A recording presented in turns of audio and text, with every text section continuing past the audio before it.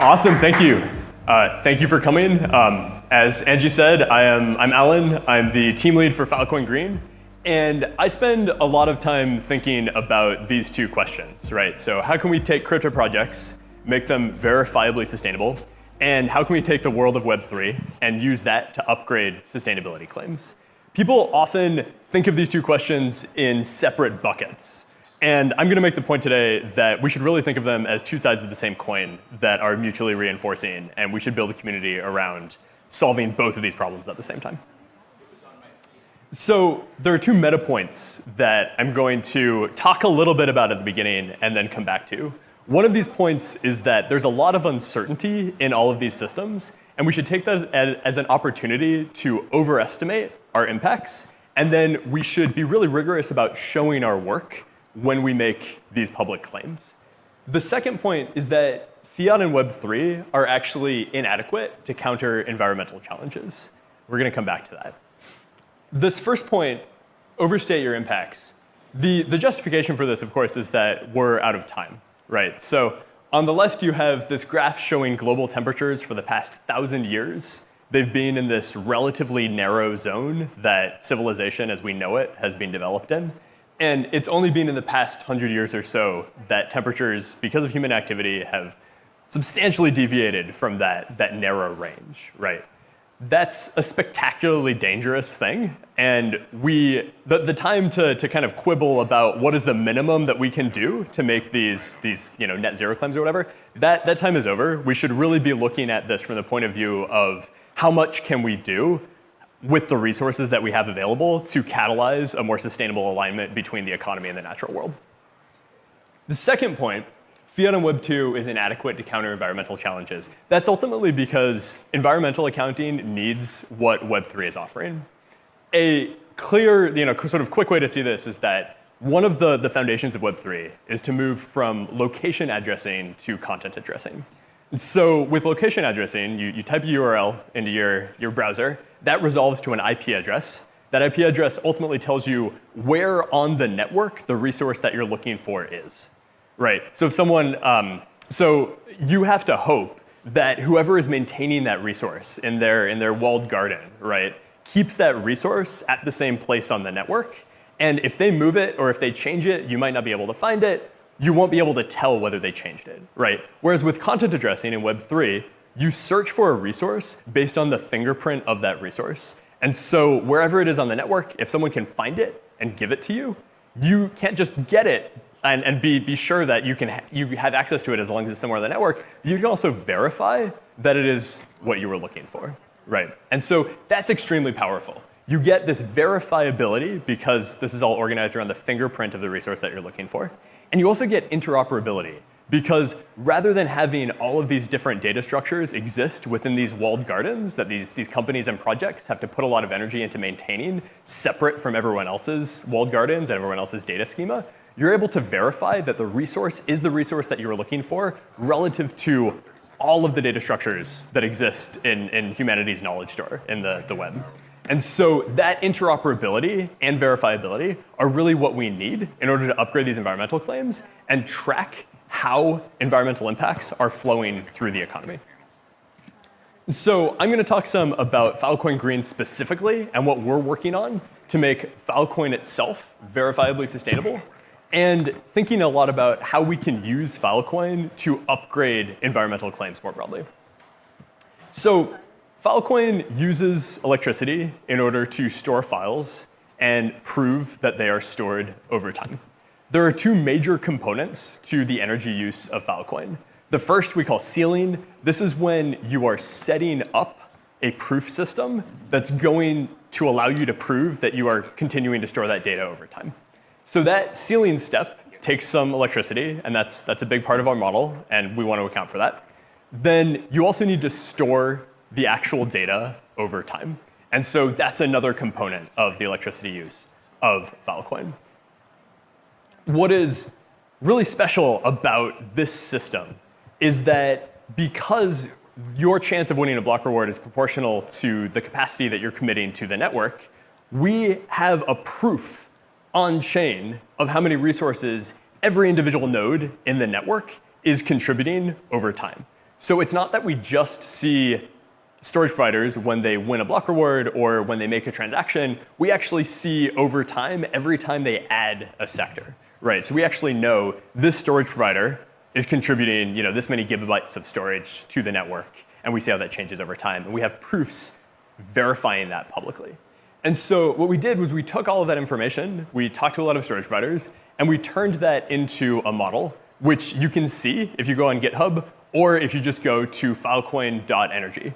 You can see for the network as a whole how much electricity is being used. You can see the upper bound, the lower bound, and the estimate. And if you type in a miner ID for an individual Filecoin storage provider, you can see this graph and other graphs showing all the data that went into that for that specific miner ID. So that gives you this granularity that is backed by these public proofs of resources committed to the chain. And so how does the electricity use of Filecoin stack up compared to data centers? This data, there are a lot of caveats to this data. I'm using 2020 numbers here for global data centers because this information is hard to come by and it isn't published super frequently. But when you look at Filecoin storage today, there is about 0.87% of global data center storage capacity. All of the data in data centers all over the world is 0.87% of that is stored on Filecoin. And Filecoin, we think, uses about 0.67% of all of the energy used by data centers around the world. And so when you look at this, the data storage component, which is a major component of energy use, is comparable to data centers around the world. That ceiling component adds a little bit, but as you can see from these numbers, it's in line with what data centers use. Also, as the network grows, it's gotten more efficient over time. And so if you compare these numbers now to a few months ago, so a little less than 4 months ago, but about 3.5 months ago, the power intensity of the network has actually decreased. So it's about 5% more efficient than it was. And we expect that to continue over time.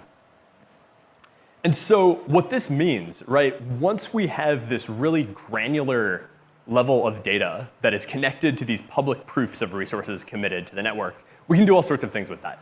So one of the things that we can do is take location data. Jim Pick is this great developer in the community who's done a lot of work mapping storage provider nodes to locations using IP addresses. We can take that data and combine that with data from this model that I mentioned, this dashboard. And we can use that to get a snapshot at any point in time of how the Filecoin network is using electricity in power grids all over the world. So this is a map contributed by another amazing community member, smartb.eth, in which he took those two data sets and combined them, right? And so you can go to this URL and you can see how much electricity is being used by storage providers in the Filecoin network all over the world. And so the other thing that we can do when we have this really granular level of data is we can connect Filecoin storage providers to renewable energy. This is a schematic of how renewable energy markets work. You pull data from the power grid. You pull electricity from the power grid. Electricity and data, I think of those as pretty tightly connected. You pull electricity from the power grid, and a lot of people are putting energy into that power grid. Some of them are renewables producers, some of them are other producers, fossil fuel producers putting electricity into the grid. And you go to a renewables producer and say, I want to buy electricity from you. And there's this accounting system of energy attribute credits that is overlaid on top of the power system, allowing you to agree that I'm going to use renewable energy from this particular provider, right? So what that means then is we're able to take nodes in the Filecoin network and connect them not just to renewable energy in general, but to specific renewable energy providers producing energy for them over a specific amount of time from a specific source, so solar or wind or whatever that source is. And you're going to hear a lot more about that in discussions today from Doug, who's speaking next, and from Beltran, who's speaking later in the day, talking about this global renewable energy marketplace using Web3 native tooling that they're developing at Zero Labs. So what we're able to do, so we've taken the Filecoin network, and we and the Filecoin Foundation are working really hard to connect nodes on the network with renewable energy over time. And so here's an example of what that looks like. On the left is a graph of the amount of electricity used by this particular node in the Filecoin network over time. Then on the right, that's connected to a REC certificate or an EAC certificate that shows, okay, this node purchased solar energy, or wind energy, I think in this case, from this particular provider that was on the same power grid during this particular time interval. Right, and so we're able to make that data publicly available, and we're working on Web3 native tools to make that available for any Web3 project that you want to have this sort of deep level of granularity and verifiability connected to. So we're also working to help build solar capacity over time. So this is the roof of Descent hosting. Hida, is you're going to be hearing from him later. He's in the audience. They are, I believe, one of the largest Filecoin storage providers in Europe, if not the largest. The Filecoin Foundation gave them a grant to put solar energy on their roof and make the data from those solar panels publicly available over time. So this is not just there's a certificate linking the energy consumption of this particular Filecoin storage provider to solar produced somewhere else, but we're actually going to be able to show, they're building the APIs for this right now, in real time, in a publicly verifiable way, what the energy use of all this hardware is, how much electricity is being produced locally, and match those up, and then see what's coming from the grid, right? And then also use EACs to cover energy coming from the grid. And now when the sun is shining, they're getting 100% of their electricity use covered by solar panels on the roof of their building. So we're really excited about opportunities like that to produce more solar in addition to just purchasing solar from other projects. Another thing we've done in this space is Protocol Labs has put money into a fund recently, $35 million into building new solar capacity in the US. And so we think based on that estimate, we think that this is going to build approximately 3.5% as much solar generation capacity averaged over a year as the network consumes in a year based on current electricity consumption of the network. And we're excited through all of these different avenues, right, to see how we can use the resources that we have in Protocol Labs and within Filecoin to catalyze the energy transition to renewable energy and catalyze a more sustainable alignment between our economy and the natural world. So if you're interested in this work, please visit our website. We have a website now, as of a few hours ago. We have green.filecoin.io, where you can check on a lot of the projects I just mentioned here. If you're interested in building in this space, we really want you to build in this space. So, please, the Filecoin Foundation is giving out grants to build ideally open source Web3 native tooling in order to do things like take all of this energy data and look at emissions based on the location of energy use in the grid, or whatever other tools you want to build. We want to support you in building them if it's aligned with this mission to improve verifiability in environmental claims in a Web3 native way. You can also join our monthly meetups the first Tuesday of every month, and there's more information on the website. Please use the Filecoin.energy dashboard. There's an API associated with it. You can get stats from any storage provider using that API and incorporate that into your project. And if you want to sign up for updates, you can go to tinyurl.com/filecoin-green-updates. And I want to come back just before I close to these two meta points, which are that we should overestimate and show our work, and fiat plus Web 2 is inadequate to counter climate change. I really want to say, firstly, on this overestimating impacts, that doesn't just go for electricity use. So when we are matching Filecoin storage providers to renewable energy, we're not using the estimate, we're using the upper bound of the electricity use that this model spits out. And our thought there is, we'll match to the upper bound, and if you want to make renewable claims using less renewable energy, we'll provide pathways, and you can develop pathways to prove what your actual electricity use is. But until we see the proof, we're going to use this upper bound, right? But we shouldn't just overestimate impacts in the context of electricity use, because there are a lot of other things that we need to do in order to better align our economy with natural systems. This is called the planetary boundaries framework. This is a set of variables that we can measure in the world that have boundaries on them. So as long as these variables are within a specified range, the global systems are stable and sustainable.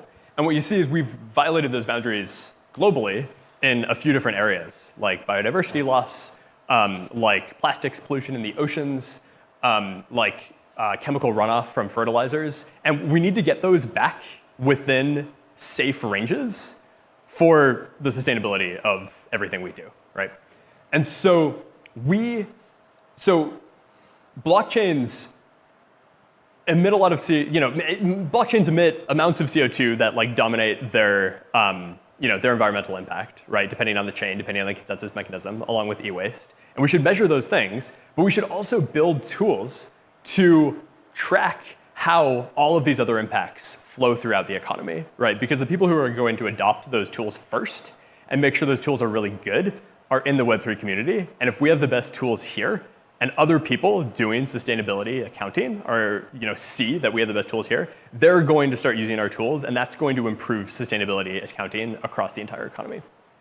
So we are broadly in Web3 a community of people who strongly believe in the power of building new technological tools to solve really big problems. And that, to me, means that we shouldn't see any of these planetary boundaries as out of scope as to what we're doing. Then the second question, let's come back just really quickly to answer why fiat plus Web 2 is inadequate to account for environmental challenges. So this is from the executive order that just came out. You probably saw this week. The White House ordered the executive branch to do a series of reports on crypto, right? And so if you look at this report should specifically address potential uses of blockchain that could support monitoring or mitigating technologies of climate impacts, right? So they want to know. They want to know why do you need Web3 to do this? And the one answer, right, is what I mentioned at the beginning, right? So environmental accounting needs what Web3 has to offer, and that is this verifiability and interoperability. But an even stronger claim that I'm going to make on closing that I think we should think about and develop is that fiat is computationally incomplete. It's incomplete in a mathematical computational sense for modeling and therefore taking action to reduce and mitigate environmental externalities. What do I mean by that? I mean, fiat can add, fiat can subtract, right? If you have money A and money B, you put them together, you have money A plus B. That's not how environmental externalities work, right?